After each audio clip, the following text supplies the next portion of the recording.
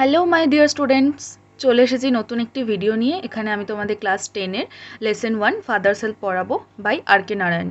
প্রথমেই এখানে আর কে নারায়ণ সম্বন্ধে কিছু কথা বলা রয়েছে।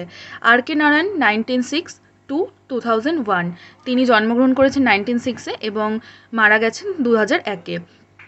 is one of the leading figures of early Indian literature in English লিটারেচারের খুব একটা লিডিং ফিগার ছিলেন তিনি।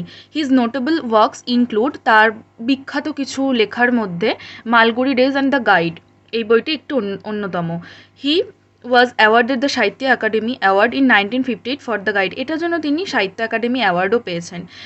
এখানে বলা আছে যে ফাদার্স হেল্পের কিছুটা সামারি করে দেওয়া রয়েছে এখানে, একবার তোমরা শুনে নাও। The story and edited excerpt from Malgudi days থেকে স্টোরিটা নেওয়া হয়েছে। Is about a young boy called Swaminathan who is unwilling to go to school. এখানে স্বামীনাথন একটা ছোট্ট ছেলে যে যার স্কুলে যেতে ইচ্ছা করে না, তার সম্বন্ধে কিছু বলা রয়েছে। But is forced by his father to attend school, কিন্তু তার বাবা তাকে জোর করে স্কুলে যাওয়ার জন্য। The story explores how through the events that follow, Swami's original reservations about his teacher Samuel get transformed considerably. কিভাবে স্বামীর তার টিচার স্যামুয়েলের ব্যাপারে তার চিন্তা ভাবনাগুলোকে ট্রান্সফর্ম হলো সেই সম্বন্ধে বলা। এবার চলে এসো আমরা শুরু করি গল্পটা পড়া। দেখো ইউনিট 1 হচ্ছে এটা, এবার শোনো। Lying in bed, Swami realized with a shudder that it was a Monday morning.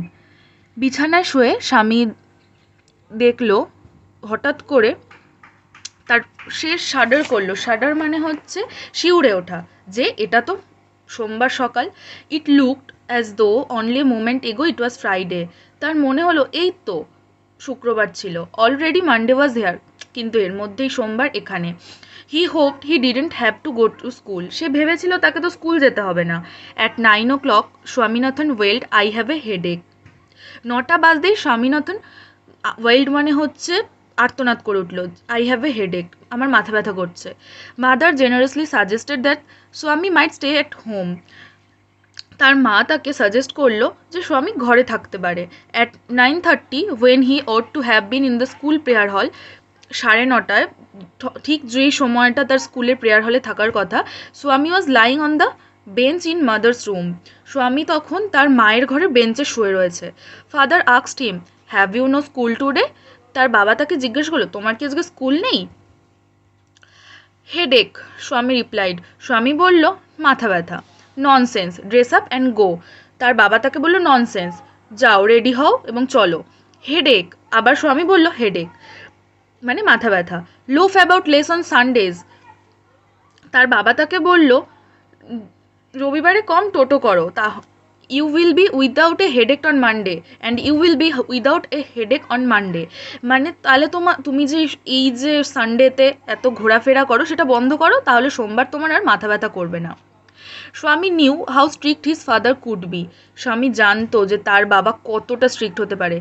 So he changed his tactics, তাই সে তার ট্যাকটিক্সটা চেঞ্জ করলো। I can't go so late to the school to the class, আমি এত দেরি করে ক্লাসে যেতে পারবো না।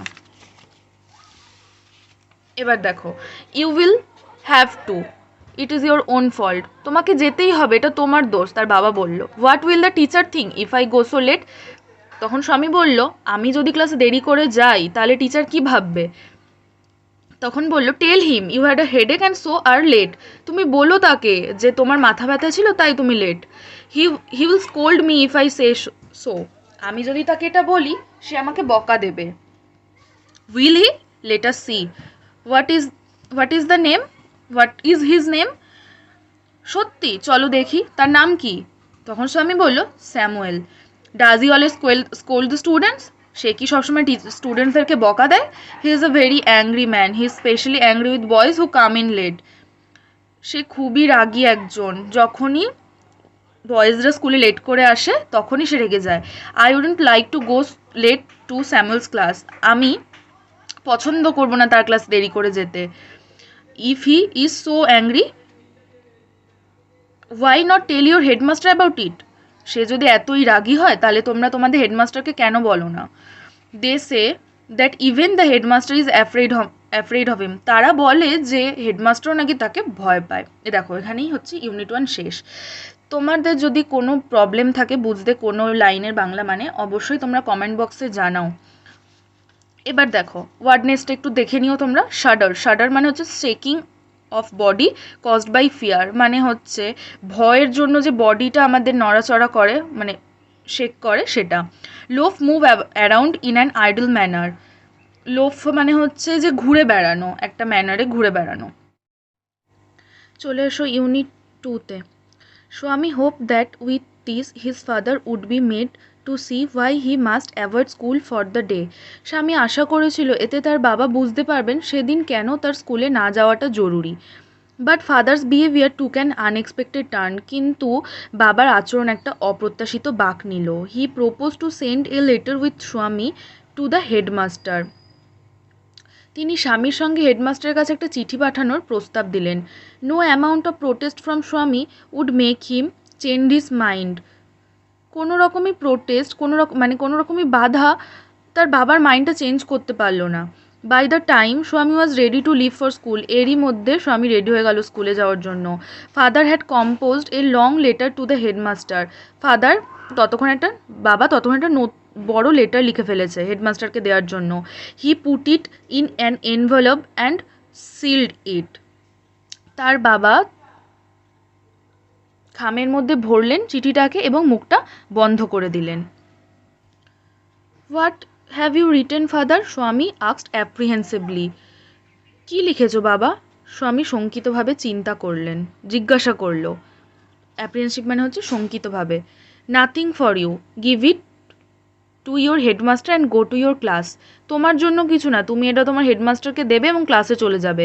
Have you written anything about our teacher Samuel, তুমি কি আমাদের টিচার স্যামুয়েলের ব্যাপারে কিছু লিখেছো? Yes, plenty of things. হ্যাঁ, অনেক কিছু। What has he done father, বাবা সে কী করেছে? Everything is there in the letter, সব কিছু চিঠিটাতে আছে। Give it to your headmaster, এটা তোমাদের হেডমাস্টারকে দিয়ে দিও। Swami went to school feeling that he was the worst boy on the আর্থ।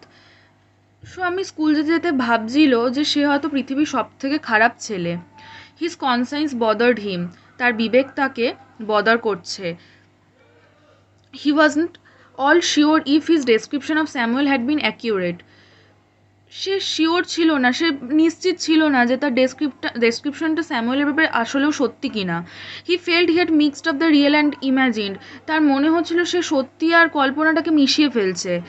স্বামী stopped on the road side, স্বামী রোড সাইডের ধারে মানে রাস্তার ধারে থেমে গেল। To make up his mind, তার চিন্তা করতে যে মানে স্যামুয়েলের ব্যাপারে চিন্তা করতে। Samuel was not such a bad man after all, Samuel তো এতটাও খারাপ না। Personally he was much more friendly than the other teachers, say personally খুবই ফ্রেন্ডলি অন্যান্য টিচারদের থেকে। স্বামী also fail Samuel had special regard from him. Swami মানে অনুভব করলো যে স্যামুয়েল তাকে পছন্দও করে। স্বামীজ হেড ওয়াজ ডিজি, সে ডিজি ফিল করছিল with confusion. He couldn't decide if Samuel really deserve the allegation, সত্যিই কি দোষারোপটা সে ডিজার্ভ করে যেটা তার ব্যাপারে লেটারে লেখা হয়েছে।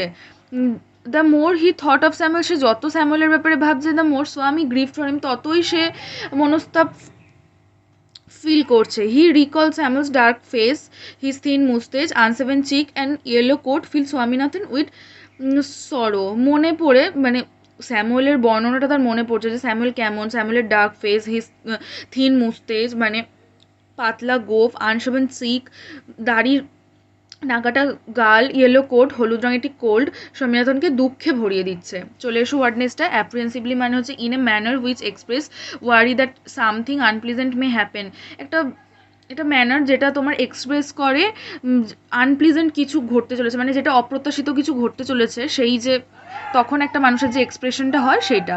DG, imbalanced and undecided state of mind, মানে হচ্ছে কোনো কিছু চিন্তা করা যাচ্ছে না, এরকম একটা ফিলিং হচ্ছে ডিজি। এখানেই আজকে ভিডিওটা শেষ করলাম। ইউনিট 3 আর পুরো যে এক্সারসাইজটা চেষ্টা করবো পরের দিন করাতে। ততক্ষণে তোমরা জানিও ইউনিট 1 আর 2টা পড়ে কোনো লাইনের বাংলা মানে বুঝতে অসুবিধা হলে সাথে থাকো, বেল আইকনটি প্রেস করো, অবশ্যই চ্যানেলটা সাবস্ক্রাইব করো এবং কোনো অসুবিধা হলে কমেন্ট বক্সে জানাও। Thank you.